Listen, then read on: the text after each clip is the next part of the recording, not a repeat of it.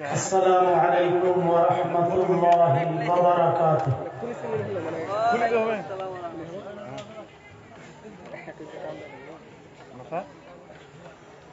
इन्नल हम्दुलिल्लाह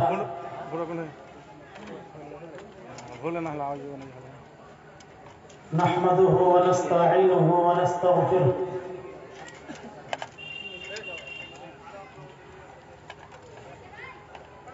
व नऊज़ु बिल्लाहि मिन शुरूरि अनफुसिना व सय्यिआति अमालिना।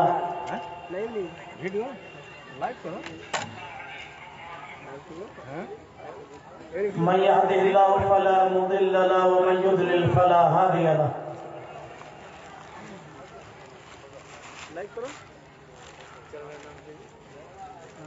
व अशहदु अन ला इलाहा इल्लल्लाहु वहदहु ला शरीका लहु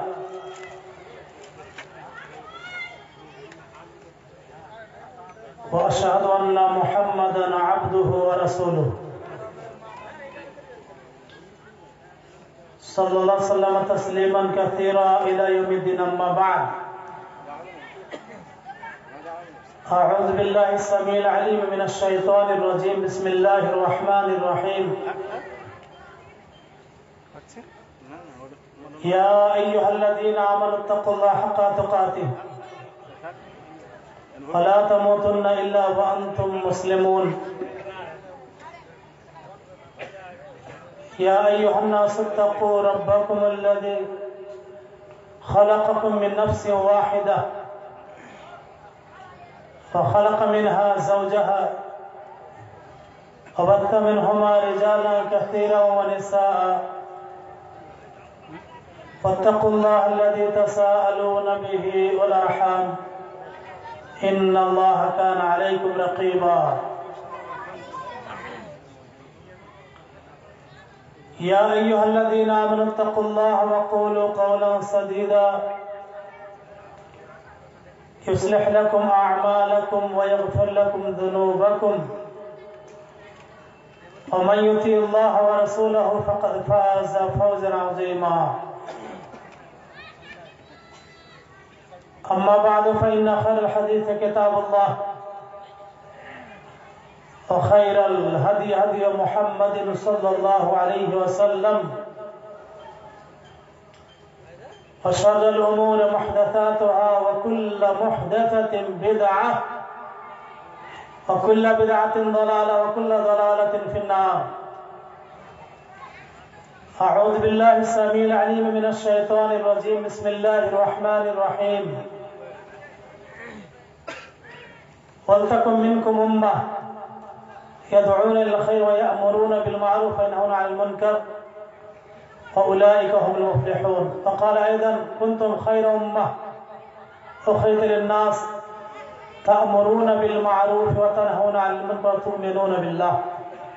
फ़क़ाल अय्ज़न या अय्युहर रसूल बल्लिग़ मा उन्ज़िला इलैका मिन रब्बिक व इन लम तफ़अल फ़मा बल्लग़त रिसालतह वल्लाहु यअसिमुका मिनन नास इन्नल्लाह ला यहदिल क़ौमल काफ़िरीन। क़ाल अलैहि सलातु वस्सलाम मन दल्ला अला खैरिन फलहु मिस्लु अज्रि फ़ाइलिह। अन अब्दुल्लाह इब्न अम्र अन्न नबी सल्लल्लाहु अलैहि वसल्लम क़ाल बल्लिग़ू अन्नी वलौ आया व हद्दिस अन बनी इसराईल वला हरज व मन कज़ब अलैया मुतअम्मिदन फल्यतबव्वअ मक़अदहु मिनन नार। রাওয়াহুল বুখারী। সম্মানিত আজকের এই দ্বীনে রাহমা সম্মেলনের কনফারেন্সের সভাপতি সাহেব, উলামায়ে কেরামগণ, দ্বীনী ভাতৃমণ্ডলী, পর্দার আড়ালের মা ও বোনেরা, সমস্ত তারিফ প্রশংসা হামদ গুণগান ওই মহান আল্লাহ রাব্বুল আলামিনের জন্য যে আল্লাহ রাব্বুল আলামিন আল কোরআনুল কারীম নাযিল করেছেন, যে রব্বুল আলামিন তার নবী মুহাম্মদুর রাসূলুল্লাহ সাল্লাল্লাহু আলাইহি ওয়াসাল্লামকে দাওয়াত ও তাবলীগের আদেশ প্রদান করেছেন, সে রব্বুল আলামিনের দরবারে শুকরিয়া আদায় করে বলুন আলহামদুলিল্লাহ। আল্লাহর হামদের পরে সালাত এবং সালাম নাযিল হোক প্রিয় নবী মুহাম্মদুর রাসূলুল্লাহ সাল্লাল্লাহু আলাইহি ওয়াসাল্লামের প্রতি, যিনি সারাটি জীবন দাওয়াত ও তাবলীগের কাজে কাটিয়ে দিয়েছেন। দাওয়াত ও তাবলীগের ব্যাপারে উম্মতকে উৎসাহ প্রদান করেছেন, দাওয়াত ও তাবলীগের মর্যাদা ফজিলত বর্ণনা করেছেন, উম্মতকে দাওয়াত তাবলীগের কাজ করার আদেশ প্রদান করেছেন। সে নবীর প্রতি কিয়ামত পর্যন্ত শান্তি দ্বারা বর্ষিত আল্লাহুম্মা সাল্লাল্লাহু বারিক আলাইহি। সম্মানিত ভাতৃমণ্ডলী, আজকের আলোচ্য বিষয় আপনারা আগে থেকে অবগত আছেন। যে বিষয়টি আমাকে দেওয়া হয়েছে সেটা হচ্ছে দাওয়াত ও তাবলীগের প্রয়োজনীয়তা। দাওয়াত ও তাবলীগের বিষয়টা বলার আগে আমি আরেকটি পয়েন্ট আলোচনা করব ইনশাআল্লাহ। কারণ দাওয়াত ও তাবলীগের আগে আপনাকে দ্বীনি শিক্ষা অর্জন করতে হবে, তারপরে সৎ আমল, তারপরে দাওয়াত এবং তাবলীগ। এই চারটি পয়েন্ট মোটামুটি আধা ঘন্টা বা 40 মিনিট সময় লাগবে ইনশাআল্লাহ। আল্লাহ তাআলা আমাদের সকলকে দাওয়াত ও তাবলীগের কাজ করার, আমল করার তৌফিক দান করুন, আল্লাহুম্মা আমিন। দুপুর 1টা থেকে এই পর্যন্ত আপনারা বিভিন্ন মাদানী ওলামায়ে কেরামদের, সালাফি ওলামায়ে কেরামদের, বিভিন্ন আলোচকদের আলোচনা শুনেছেন বিভিন্ন বিষয়ে। সর্বশেষ যে পয়েন্ট যেটা আপনাদের জীবনে কাজে আসবে এবং যে জিনিসটা আপনার জানা দরকার, দাওয়াতি ময়দান, যে দাওয়াত ও তাবলীগের কাজ প্রায় 25 বছর থেকে আঞ্জাম দিচ্ছেন আপনাদের এলাকার গোপালনগরের সম্মানিত শেখ, আমার প্রাণপ্রিয় ওস্তাদ এবং হাজারো ছাত্রদের ওস্তাদ, যিনি দীর্ঘ 25 বছর থেকে দাম্মাম ইসলামিক কালচারাল সেন্টারে রয়েছেন, তিনি হচ্ছেন শেখ মতিউর রহমান মাদানী হাফেজাহুল্লাহ। তিনার সরাসরি আমি ছাত্র কিশনগঞ্জের, এবং মদিনা ইসলামিক ইউনিভার্সিটিতে পড়ালেখা করার পরে আপনারা হয়তো ওনার সাথে আমাকে অনেকে দেখেছেন বিভিন্ন ইউটিউবে, ফেসবুকে, বিভিন্ন আলোচনায়। আমাদের রাকা ইসলামিক সেন্টারে তিনার 2 দিন ক্লাস হয়। আমিও প্রায় 5 বছর থেকে এই দাওয়াত এবং তাবলীগের কাজে নিয়োজিত আছি। এবছর এপ্রিল মাসের 30 তারিখে আমি ইন্ডিয়া এসেছি। সেদিন থেকে আমার জুমার খুতবা, দাওয়াত, সেমিনার, সম্মিলন, জালসা পশ্চিমবঙ্গের প্রায় 6-7টা জেলায় চলছে। আরো মার্চ মাস পর্যন্ত বিভিন্ন জায়গায় প্রোগ্রাম আছে। আমি অনেককে বলেছি যে আমি যদি 2-3 মাস থাকি তাহলে প্রোগ্রামে যাব, আর যদি সৌদি আরব চলে যায় তাহলে প্রোগ্রামে আর যাওয়া হবে না। আমরা এইভাবে দাওয়াত এবং তাবলীগের কাজ সেখানে আঞ্জাম দিচ্ছি। আল্লাহ তাআলা আমাদের সকলের এই দ্বীনি খেদমতকে কবুল করুন, বলুন আল্লাহুম্মা আমিন। শেখ মতিউর রহমান মাদানী আপনাদেরকে সালাম দিয়েছেন, তিনি আপনাদের দোয়া করছেন এবং তিনি মাশাআল্লাহ দাওয়াত এবং তাবলীগের কাছে আছেন। বর্তমান যুগে বিশ্বের মধ্যে বাংলা ভাষাভাষীদের মধ্যে সবচেয়ে বড় দাঈ আল্লাহ, সবচেয়ে বড় আলিম বাংলা ভাষাভাষীর মধ্যে বলা যায়, তার তিনি হচ্ছেন সম্মানিত শেখ মতিউর রহমান মাদানী হাফেজাহুল্লাহ। তিনার অনেক লেকচার রয়েছে। যাই হোক, 4টি পয়েন্ট এখানে আলোচনা ইনশাআল্লাহ করা হবে। আজকের সেমিনারে, এই কনফারেন্সে অনেক বিষয় আলোচনা হয়েছে, সেগুলো শুনেছেন। তবে 4টি পয়েন্ট মনে রাখেন ইনশাআল্লাহ। প্রথম পয়েন্ট আলোচনা হবে দ্বীনি শিক্ষার গুরুত্ব, প্রয়োজনীয়তা, তারপরে সৎ আমল, তারপরে দাওয়াত এবং তাবলীগ। 4টি কথা ইনশাআল্লাহ আলোচনা হবে। যদি আমরা এখানে 2টি বিষয় দাওয়াত তাবলীগের প্রয়োজনীয়তা, তবে তার আগে ওই বিষয়টা দরকার রয়েছে। আমি 1-2 মিনিটে 2টি পয়েন্ট আলোচনা করব। দ্বীনি শিক্ষা আপনাকে অর্জন করতে হবে। দ্বীনি শিক্ষা ছাড়া আপনি দাওয়াত ও তাবলীগের কাজ করতে পারবেন না।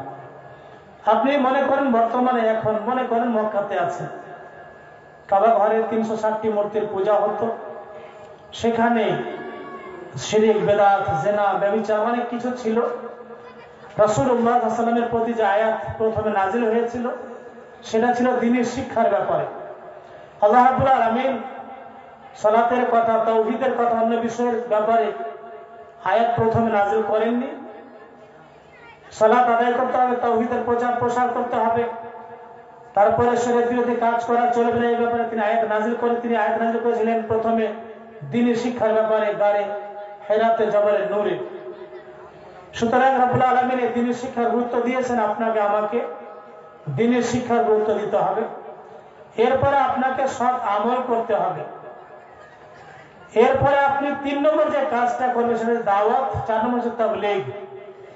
দাওয়াত এবং তাবলীগ এই বিষয়টা আমাদের অনেকের জানা আছে, অনেকের জানা নেই। দাওয়াত আরবি শব্দ। দাওয়াত মানে হচ্ছে আহ্বান করা, ডাক দেওয়া। পৃথিবীতে দাওয়াত দুই রকমের রয়েছে। একটা হচ্ছে দাওয়াত কোরআন এবং হাদিসের দিকে মানুষকে আহ্বান করা, দাওয়াত দেওয়া। আরেকটি দাওয়াত হচ্ছে খাবারের দাওয়াত দেওয়া। খাবারের দিকে দাওয়াত দেওয়া এটা একেবারে সহজ। যাকে দাওয়াত দেওয়া তিনিও সেটা গ্রহণ করতে পারবেন। কিন্তু কোরআন এবং হাদিসের দিকে আহ্বান করা, দাওয়াত দেওয়া কাজটি অনেক কঠিন। কোরআন এবং হাদিসের দিকে দাওয়াত দিলে অনেকে আসতে চায় না, কারণ এতে অনেক কিছু ব্যাপার রয়েছে, অনেক সময়ের প্রয়োজন রয়েছে, অনেক কিছু তাকে দিতে হবে। আরেকটা শব্দ হচ্ছে তাবলীগ। তাবলীগ মানে তাবলীগ মানে প্রচার করা, প্রসার করা। কোরআন এবং হাদিসের কথা আপনি মানুষের কাছে প্রচার প্রসার করবেন। বর্তমান যুগে বিশ্বে বা কিছু দেশে বা ইন্ডিয়াতে বিশেষ করে দুইটি দল রয়েছে, যারা এক দলের কথা হলো শুধু আকাশের নিচে জমিনের উপরে কথাগুলো বলে, আরেক দল রয়েছে যারা আকাশের উপরে জমিনের নিচের কথা বলে। কিন্তু যারা আহলুল হাদিস, এটা হচ্ছে আহলুল হাদিসদের কনফারেন্স, যেখানে অনেক কথা হয়েছে। যারা আহলুল হাদিস করেন এবং হাদিসের প্রচার প্রসার করেন, তাদের দাওয়াত সঠিক দাওয়াত। আহলুল হাদিসদের ছাড়া আরো অনেকে দাওয়াত তাবলীগের কাজ করে, তাদের দাওয়াত ও তাবলীগের কাজগুলি সঠিক নয়। আহলুল হাদিস মানে যারা কোরআন এবং হাদিস মানে, তারা হচ্ছে আহলুল হাদিস। সুতরাং এই দাওয়াতের কাজ কিভাবে করবেন, কাকে করবেন, এ বিষয়টা আপনাকে জানতে হবে। তাহলে প্রথম পয়েন্ট মনে রাখেন, দাওয়াত। দাওয়াত মানে আহ্বান করা, ডাক দেওয়া। দাওয়াত মানে কি? আহ্বান করা, ডাক দেওয়া। দাওয়াত দুনিয়াতে দুই রকমের আছে। একটা হচ্ছে কোরআন এবং সুন্নাহর দিকে আহ্বান করা, ইসলামের দিকে আহ্বান করা, দাওয়াত দেওয়া। আরেকটা দাওয়াত হচ্ছে খাবারের দাওয়াত দেওয়া। কোরআন সুন্নাহর দিকে দাওয়াত দিতে তার প্রয়োজনীয়তা আছে। যদি আপনি দাওয়াত ও তাবলীগের কাজ না করেন মাঠে, অন্যরা নিজের ভ্রান্ত আকীদা বিশ্বাসের প্রচার প্রসার করবে। মাগরিবের সালাতের পরে শেখ আব্দুল্লাহ সালাফির সাথে কয়েকটি বিষয় আলোচনা হলো। তাতে আমি একটি পয়েন্ট বলেছিলাম যে মসজিদ ভিত্তিক দারসের ব্যবস্থা করা দরকার, এবং আমি কালিয়াচক ওলামায়ে কেরামদেরকে দাওয়াত দিয়েছিলাম জমজম পানি পান করার এবং খেজুর খাওয়া। সবাই এসেছিলেন। তাতে আমি বলেছিলাম যে আপনাদেরকে আমি আরেকটি কিছু পয়েন্ট বলবো। তার মধ্যে হচ্ছে যে আপনারা মাশাআল্লাহ অনেক কাজ করছেন দিন ইসলামের, কিন্তু কিছু কাজ আপনাদের আরো ঘাটতি রয়েছে। তার মধ্যে প্রথম হচ্ছে যে আপনাদেরকে সাপ্তাহিক দার্সের ব্যবস্থা করে প্রত্যেকটা মসজিদে দ্বীনি শিক্ষা শেখানোর ব্যবস্থা করতে হবে, দাওয়াত এবং তাবলীগের কাজ করতে হবে।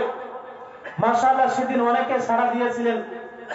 কারি সানাউল্লাহ আমার খাস বন্ধু সাদিক, তিনিও শিখাইছিলেন, তিনিও মাশাআল্লাহ দাওয়াত ও তাবলীগের কাজ করছেন।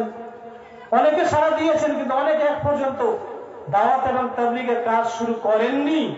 তাই তো আজকে অন্য বাতিল যেগুলো দাওয়াত, তারা আহলুল হাদিসদেরকে তাবলীগ বানাচ্ছে, আহলে হাদিসদেরকে জামাত ইসলামী বানাচ্ছে, আহলে হাদিসদেরকে বিভিন্ন ফিরকাতে তারা নিজের দলের দিকে নিয়ে যাচ্ছে। কেন?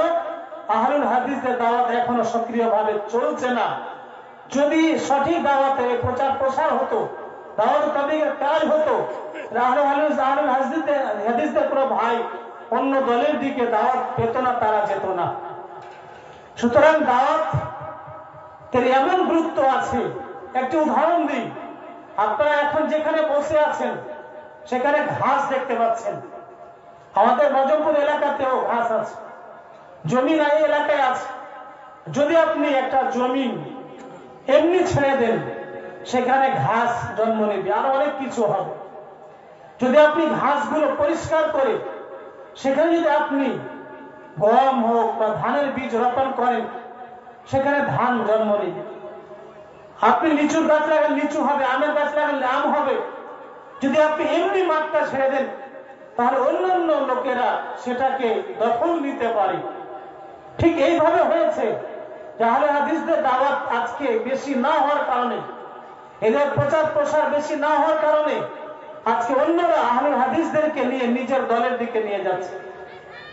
তবে আলহামদুলিল্লাহ, তোমরা আলহামদুলিল্লাহ, আজকে এখানে সম্মেলন হচ্ছে, ইনশাআল্লাহ আমি আশাবাদী এইভাবে সম্মেলন কনফারেন্স ইনশাআল্লাহ আগামীতে হবে ইনশাআল্লাহ, প্রতি বছর ইনশাআল্লাহ হবে।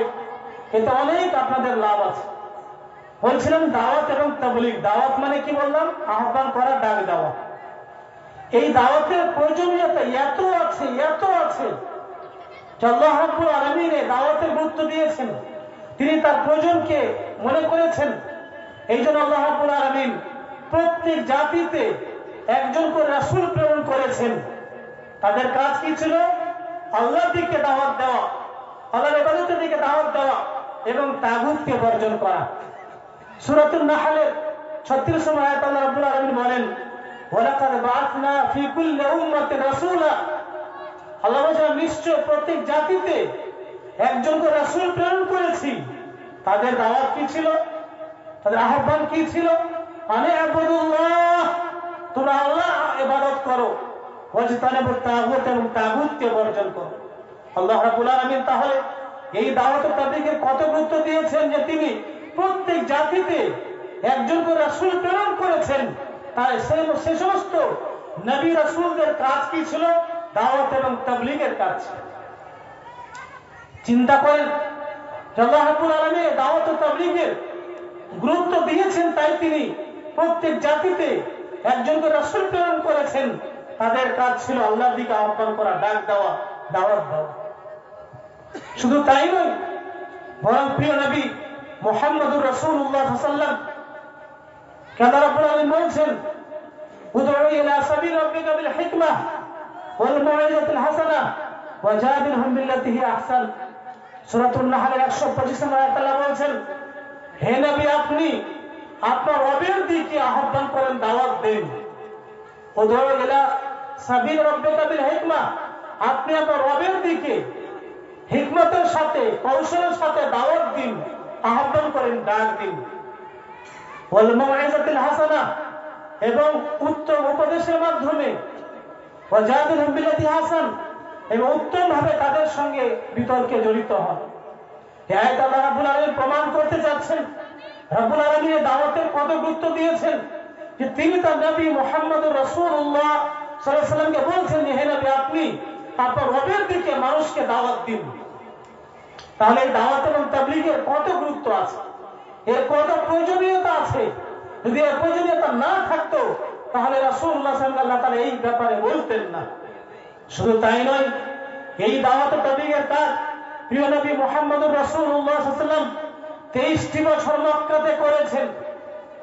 এখানে আরেকটি কথা বলা দরকার, যতক্ষণ পর্যন্ত আপনি সালেহ থাকবেন, নিজে সৎ আমল করবেন, নিজে ভালো কাজ করবেন, দাওয়াত এবং তাবলীগের কাজ করবেন না, আপনার বিপক্ষে একটা লোকও কথা বলবে না। কিন্তু যখন আপনি দাওয়াত ও তাবলীগের কাজ শুরু করবেন, ইসলামের কাজ শুরু করবেন, সংশোধনের কাজ শুরু করবেন, মানুষকে সঠিকের দিকে আহ্বান করবেন, সঠিকটা মানুষের প্রচার প্রসার করবেন, যখন আপনি মুসলিম হবেন, সংস্কারক হবেন, সংশোধনকারী হবেন, তখন আপনার বিপক্ষে কিছু লোক লাগবে। তবে মনে রাখবেন, যারা কথা বলেন তাদের মানুষ ভুল ধরার চেষ্টা করে, যারা কাজ করেন তাদের ভুল ধরার চেষ্টা করে। নিন্দুকের নিন্দা দেখে আপনাকে ভয় করতে হবে না, আপনাকে কাজ এগিয়ে যেতে হবে।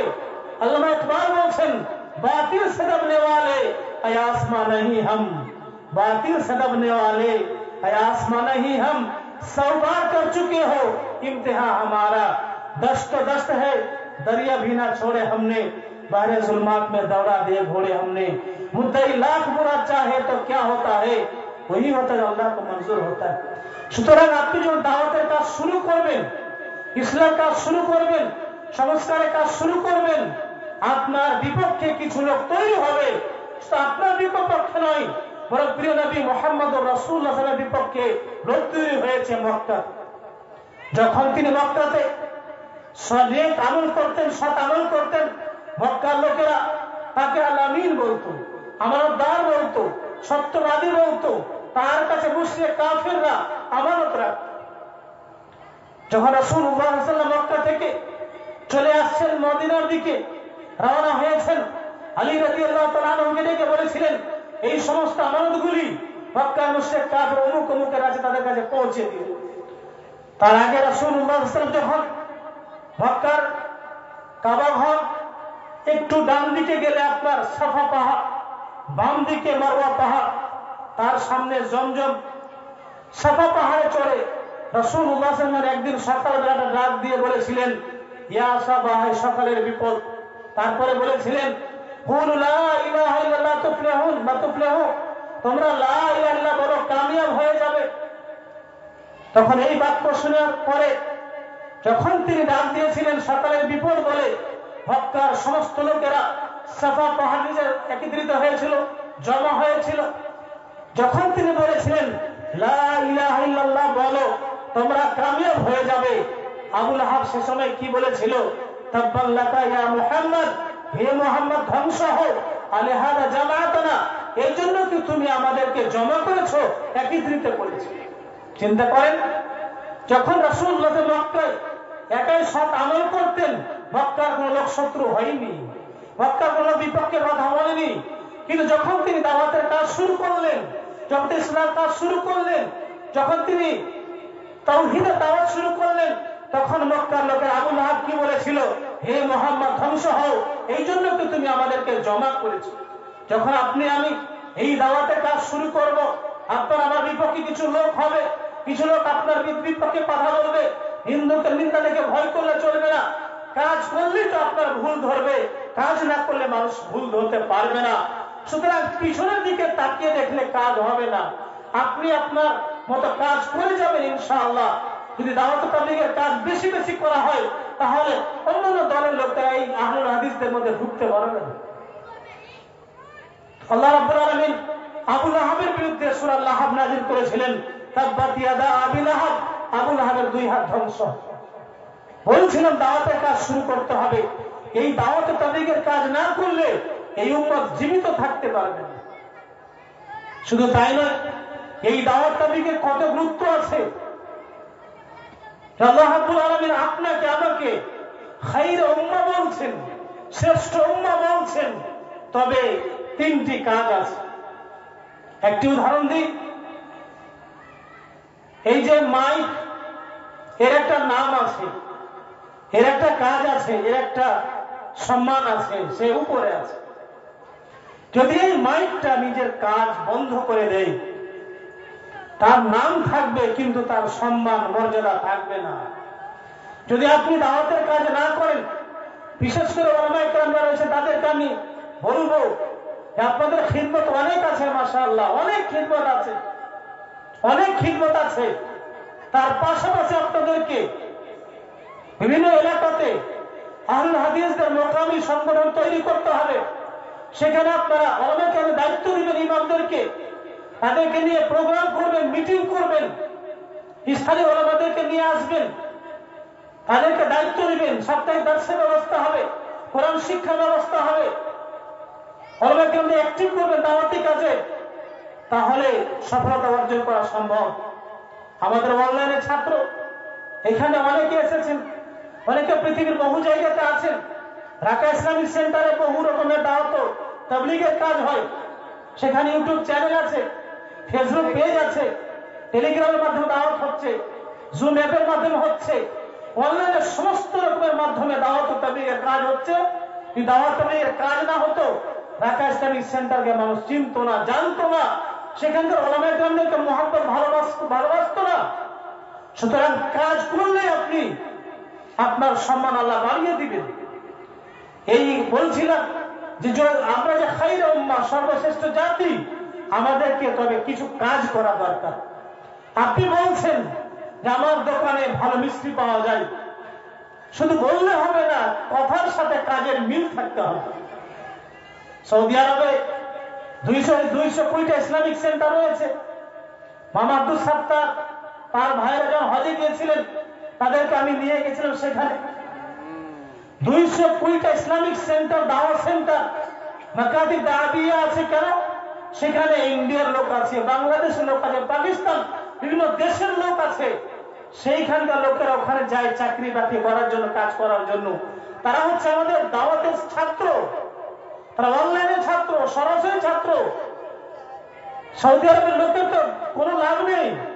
খরচ হচ্ছে আমাদের রাকা ইসলামিক সেন্টার, যেটা 14 মিলিয়ন রিয়াল খরচ করে করেছে, সেখানে তাদের দুনিয়ার কোনো স্বার্থ নেই। দাম্মাম ইসলামিক সেন্টার, যে শেখ মতিউর মাদানী হাফেজাহুল্লাহ আছেন, অনেক খরচ করে করেছেন, দুনিয়ার কোনো স্বার্থ নেই। তারা ওই দেশে যারা চাকরি বাকরি করেন তাদের মাঝে আমরা দাওয়াতের কাজ করি, তাবলীগের কাজ করি, বিভিন্ন কোম্পানিতে যাই, তাদেরকে আমরা মেসেজ করি, ফোন করি, যোগাযোগ করি, তাদেরকে সেন্টারে নিয়ে আসি। অনেকে বিদআতি থাকে, বিভিন্ন মাযহাবের সঙ্গে জড়িত, কিন্তু সঠিক দাওয়াতের পরে এমন তারা আমাদের এরকম ভাই হয়ে যায়, তারা দিনই ভাই হয়ে যায়। আপনি বলছেন আমরা আহলে হাদিস, যদি কাজ না করেন এই আহলে হাদিসের মর্যাদা থাকবে? তবে আহলে হাদিস মাশাআল্লাহ কাজ অনেক আছে। আল্লাহ রাব্বুল আলামিন বলেন কুনতুম খায়রা উম্মাহ, তোমরা সর্বশ্রেষ্ঠ জাতি, উখরিজাত লিন-নাস, মানুষের কল্যাণের জন্য তোমাদেরকে বের করা হয়েছে। আপনি আমি পৃথিবীর যে কোনো জায়গায় থাকবো, আপনার আমার মাধ্যমে উপকার হবে, অপকার হবে না। একজন মুসলিমের উদাহরণ হচ্ছে খেজুর গাছের মতো। খেজুর গাছ যেমন শুকিয়ে গেলেও তার দ্বারা মানুষ উপকৃত হয়, তার কোনো ক্ষতি নেই। একজন মুসলিম পৃথিবীর যে কোনো জায়গায় থাকবে, তার মাধ্যমে মানুষের উপকার হবে, ক্ষতি হবে না। কিন্তু আজকে আমরা মুসলিম হওয়ার পরেও আমরা সর্বদা চেষ্টা করি অনেকে মানুষের ক্ষয়ক্ষতি করার। কেন? আমাদের দাওয়াত এবং তাবলীগের কিছু নাই, জ্ঞান নেই। রব্বুল আলামিন বলছেন কুনতুম খায়রা উম্মাহ, তোমরা সর্বশ্রেষ্ঠ জাতি, উখরিজাত লিন-নাস, মানুষের কল্যাণের জন্য বের করা হয়েছে। কাজ কি? তা'মুরুনা বিল মারুফ, তোমরা ভালো কাজের আদেশ প্রদান করবে। আর মারুফ, সার্বিক কল্যাণের যেগুলো কাজ, ভালো কাজ, সেগুলোর তোমরা আদেশ প্রদান করবে। ওয়া তানহাউনা আনিল মুনকার, অন্যায় থেকে বাধা দিবে। ওয়া তু'মিনুনা বিল্লাহ, আল্লাহর প্রতি বিশ্বাস রাখবে, ঈমান রাখবে। আমরা শ্রেষ্ঠ কখন হব? যখন আমরা মানুষকে কল্যাণের দিকে, ইসলামের দিকে দাওয়াত দিব, কোরআন সুন্নাহর দিকে দাওয়াত দিব। যেই দাওয়াতের কাজ আপনাদের এশার দোহাতে দীর্ঘদিন ধরে আমার বন্ধু মোহাম্মদ জামালউদ্দিন সাহেব করেছেন, ইউনুস সাহেব করছেন, সানাউল্লাহ করছেন, আর অনেকে মাশাআল্লাহ দাওয়াত তাবলীগের কাজ করছেন। সবার নাম আমার মুখস্থ নেই। অনেক সময় আমার কাছে কমেন্ট আসে যে আমার নামটা স্টেজে বলা হয়নি কেন। আমি কয়েকটা উদাহরণ দিলাম, সব করে তো সম্ভব নয়। বলছিলাম যে আপনি সর্বশ্রেষ্ঠ জাতি কখন হবেন? যখন আপনি মানুষকে কল্যাণের দিকে আহ্বান করবেন, অন্যায় থেকে মানুষকে বাধা দিবেন, আল্লাহর প্রতি বিশ্বাস রাখবেন, তখন আপনি সর্বশ্রেষ্ঠ জাতি। প্রত্যেক মুসলিমকে দাওয়াতের কাজ যথাসাধ্য করা দরকার। সৌদি আরবের গ্রান্ড মুফতি শেখ আব্দুল আজিজ আব্দুল রবিন বাজ রাহমাতুল্লাহ আলাইহি, তিনি বলছেন যে যার যতটুকু ইলম আছে সেই ইলম অনুপাতে দাওয়াত ও তাবলীগের কাজ করবে। যতটুকু ইলম আছে ততটাই করবে। অনেকে চিন্তা ভাবনা করে দাওয়াতের কাজ, তাবলীগের কাজ শুধু অন্যকে আমরা করবেন, না না, আপনাকে আমাকে করতে হবে। একা দিয়ে একাই কাজ হবে না। সুতরাং আমরা শ্রেষ্ঠ জাতি কখন হব? যখন আমরা দাওয়াতের কাজ করব, তাবলীগের কাজ করব, তখন। এটা আপনার আমার নৈতিক দায়িত্ব। যতটুকু ইলম অর্জন করেছি সে অনুপাতে আমল করার পরে সেদিকে মানুষকে আহ্বান করব, সেটা প্রচার প্রসার করব। এই দাওয়াত তাবলীগের কাজ যারা এই পৃথিবীতে করে, তারা এই পৃথিবীর সবচেয়ে ভালো মানুষ। দাওয়াত তাবলীগের কাজ করেছেন প্রিয় নবী মুহাম্মদুর রাসূলুল্লাহ সাল্লাল্লাহু আলাইহি ওয়াসাল্লাম। এই দাওয়াত তাবলীগের কাজের জন্য মদিনা ইসলামিক ইউনিভার্সিটিতে দাওয়া বিভাগ খোলা হয়েছে, কুলিয়াতুদ দাওয়া খোলা হয়েছে। চিন্তা করেন এই দাওয়াত এবং তাবলীগের কত গুরুত্ব আছে, কত প্রয়োজন আছে। হয়তো আমরা এই এলাকার মানুষ জানি না, অনেকেই জানেন না। হয়তো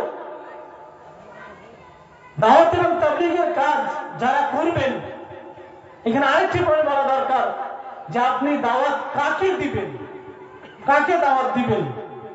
প্রথমে আপনি নিজেকে দাওয়াত দেন, নিজের ভিতরে নিজেকে দাওয়াত দেন সঠিক আমলের জন্য, নিজেকে দাওয়াত দিন সৎ আমলের জন্য, নিজেকে দাওয়াত দিন দাওয়াতের কাজ করার জন্য।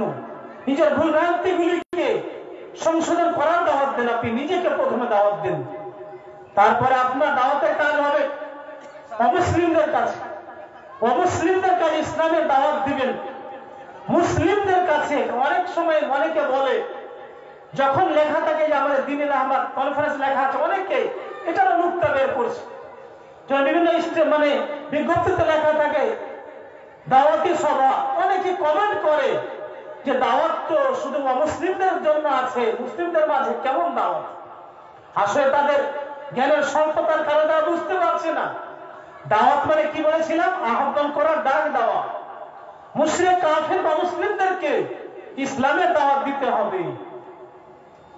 আর যারা মুসলিম, যারা মসজিদের বাইরে আছে, তাদেরকে সালাতের দাওয়াত দিতে হবে, তাদের আকীদা ঈমান সংশোধনের দাওয়াত দিতে হবে, তাদেরকে শিরক বিদআত মুক্ত তাওহীদের দাওয়াত দিতে হবে। আর যারা মসজিদের ভিতরে আছেন, তাদেরকে তাদের আমলে আকীদাতে যে ভুলগুলি আছে সেটার সংশোধনের দাওয়াত দিতে হবে। কথাগুলো বুঝে আসছে তো? আমি আমার মাতৃভাষায় বললে তো একটাও বুঝতে পারবেন না।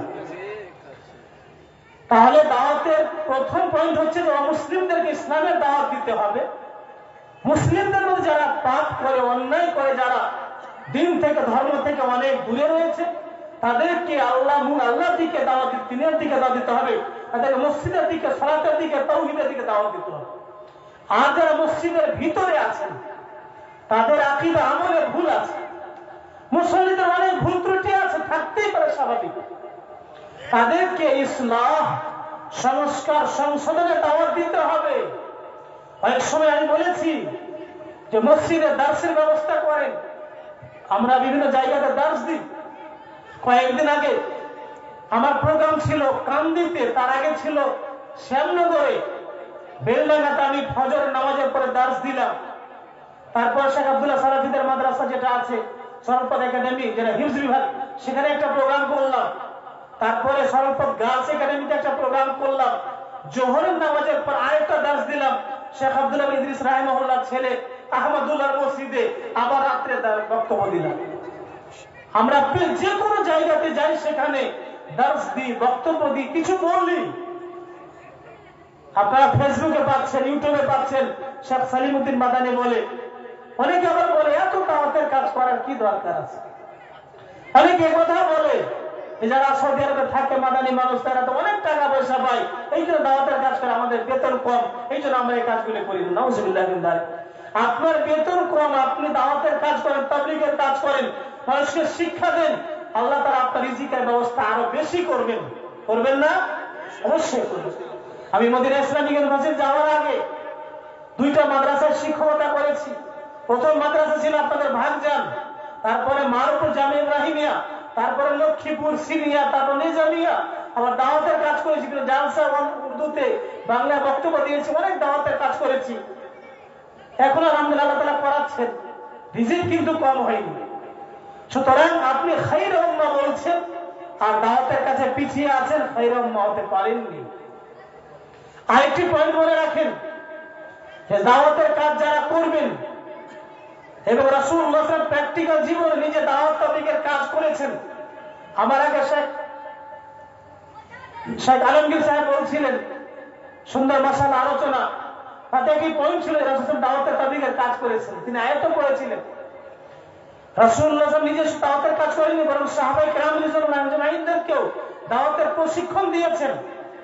সহিহ বুখারীর হাদিস খুলে দেখুন, সহিহ মুসলিমের হাদিস খুলে দেখুন যে রাসূলুল্লাহ সাল্লাল্লাহু আলাইহি ওয়াসাল্লাম মুআয বিন জাবালকে ইয়ামানে পাঠিয়েছেন, তখন কি বলেছিলেন?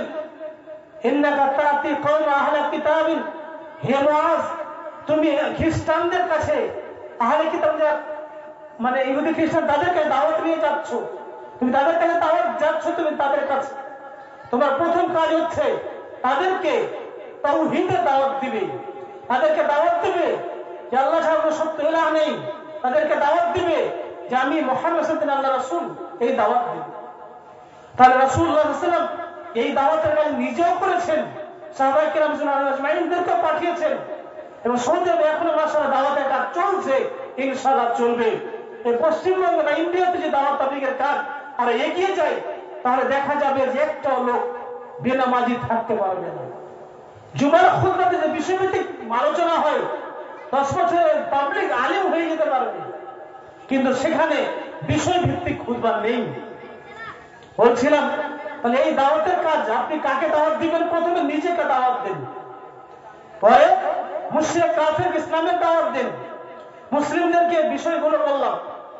আরেকটি পয়েন্ট দাওয়াত সম্পর্কে বলবো যে আপনি যে দাওয়াতের কাজ করবেন তাহলে আপনার ভিতরে কয়েকটি গুণ দরকার আছে।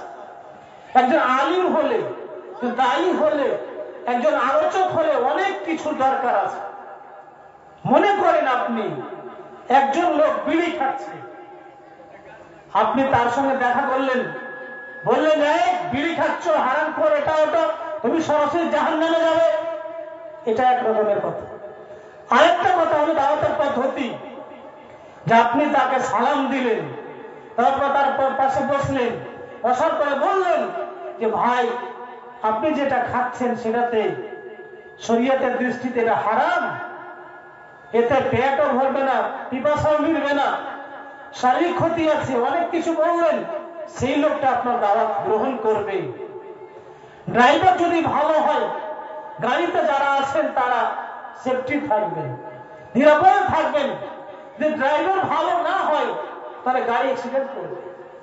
আমরা যারা ওলামায়ে কেরাম রয়েছি, যারা দোয়াত রয়েছি, তারা দাওয়াতের ময়দানে অনেকে দাওয়াতে বেশ কাজ হয় না কেন? কারণ তাদের কিছু গুণের অভাব আছে। দাওয়াত তাবলীগের কাজ করতে দায়ীদের মধ্যে কয়েকটি বৈশিষ্ট্য দরকার। প্রথম বৈশিষ্ট্য হচ্ছে আল ইখলাসু লিল্লাহ। দাওয়াত তাবলীগের কাজ একমাত্র আল্লাহ রাব্বুল আলামিনকে রাজি খুশি করার জন্য, বাস, কাউকে দেখানোর জন্য নয়। 2 নম্বর পয়েন্ট হচ্ছে রাসূলুল্লাহর পদ্ধতি তরিকা অনুযায়ী দাওয়াত হবে। 3 নম্বর পয়েন্ট হচ্ছে আল হিলম, উদারতা, আপনার সহনশীলতা থাকতে হবে। 4 নম্বর হচ্ছে সবর, ধৈর্য ধারণ করতে হবে। রাসূলুল্লাহ সাল্লাল্লাহু আলাইহি ওয়াসাল্লাম যখন মক্কায় দাওয়াতের কাজ শুরু করলেন, মক্কায় যখন দাওয়াতের কাজ করতে পারছেন না, তিনি অন্য জায়গাতে গেলেন। এখানে একটি বিষয় জানার আছে, কিন্তু আপনার এলাকাতে আপনি যে দাওয়াত তাবলীগের কাজ করতে না পারেন, এলাকাবাসী সুযোগ সুবিধা না দেয়, তাহলে আপনি অন্য এলাকাতে গিয়ে দাওয়াত তাবলীগের কাজ করতে পারবেন, কোনো অসুবিধা নেই। অনেকে বলে নিজের এলাকায় দাওয়াত তাবলীগের কাজ নেই, অন্য এলাকায় করছে। রাসূলুল্লাহ সাল্লাল্লাহু আলাইহি ওয়াসাল্লাম মক্কায় দাওয়াতের কাজ করতে পারছিলেন না, তখন তিনি তায়েফের মাটিতে গিয়েছিলেন। তায়েফ থেকে ফিরে এসেছেন, মার খেতে হয়েছে, অনেক কিছু, লম্বা ইতিহাস। একটি পয়েন্ট বলে দিব, সেটা হচ্ছে যে নবী সাল্লাল্লাহু আলাইহি ওয়াসাল্লাম সেখানে মার খেলেন, কষ্ট সহ্য করলেন, তবুও তাদের বিপক্ষে তিনি বদদুয়া করেননি, সবর, ধৈর্য ধারণ করেছেন। সুতরাং যারা দাওয়াতের কাজ করবেন, যারা ওলামায়ে কেরাম রয়েছেন, দায়ী দাওয়াতুল আল্লাহ রয়েছেন, তাদেরকে ধৈর্য ধারণ করতে হবে। আরেকটা গুণ হচ্ছে উদার মনের হতে হবে। সংকীর্ণ মন হলে কাজ চলবে না। সংকীর্ণতায় যারা রয়েছে তাদের জীবনে কাজ হয়নি। তো নেতা হলে 18টি গুণের প্রয়োজন, তার মধ্যে একটি হচ্ছে উদার মনের হতে হবে। আরেকটি গুণ হচ্ছে ইবতিসামা, হাসি খুশি দাওয়াতের কাজ করতে হবে। সৌদি আরবে আমরা দেখেছি, সালাম দিচ্ছে আসসালামু আলাইকুম, বলছেন ওয়া আলাইকুম আসসালাম ওয়া রাহমাতুল্লাহি ওয়া বারাকাতুহু, তারপরে কেমন আছেন বারবার কয়েকবার জিজ্ঞাসা করবেন, হাসি খুশি। আমাদের এলাকায় আপনি একটা লোককে আসসালামু আলাইকুম বলেন, মুসাফা করেন, কেমন আছেন, আলহামদুলিল্লাহ ভালো আছি, আবার জিজ্ঞাসা করেন কেমন আছেন, রাগ করবে, বারবার জিজ্ঞাসা করছেন, বারবার জিজ্ঞাসা করছে কেন? সেখানে আধা ঘন্টা কি 5 মিনিট 7 মিনিট খালি মুসাফার করে মাশাআল্লাহ দুয়া দেয় আরবিতে। ইবতিসামা, হাসি মুখে দাওয়াতের কাজ করতে হবে। একজন সাহাবীর নাম জারির, বাবা নাম আব্দুল্লাহ, তিনি বলছেন যে আমি যখনই রাসূলুল্লাহ সাল্লাল্লাহু আলাইহি ওয়াসাল্লামকে দেখেছি তখন তিনি হাসতেন, মুচকি হাসতেন। সুতরাং সবসময় মন ভারী করে থাকবেন, আপনার মাধ্যমে দাওয়াতের কাজ হবে না। আরেকটি গুণ হচ্ছে লিনুল কালাম, নরম ভাষায় প্রথমে আপনাকে তারগীব, উৎসাহমূলক কথা বলতে হবে, তার হিবটা পরে আসে। অনেক বক্তাদেরকে, অনেক খতিবদেরকে দেখা যায় জুমার খুতবাতে, জালসার স্টেজে শুধু জাহান্নামের ভয় দেখায় পাবলিককে। পাবলিক মনে হয় জান্নাত পাবলিকের জন্য নাই। এই বক্তাদের বক্তব্য দিয়ে কাজ হবে না। জান্নাতের নিয়ামতের আলোচনা শোনাতে হবে, জান্নাতে 72টা হুরের কথা বলতে হবে, জান্নাতের আমলের কথা বললে এবং জান্নাতে যাওয়ার আমলগুলি করবে, জাহান্নাম থেকে সতর্ক সাবধান করতে হবে, তাহলে কাজ হবে। অনেক শিক্ষণীয় বিষয় রয়েছে, হয়তো আজকের বক্তব্য অনেকের বিপক্ষে চলে যেতে পারে, তবে আমি কাউকে সরাসরি বিষয়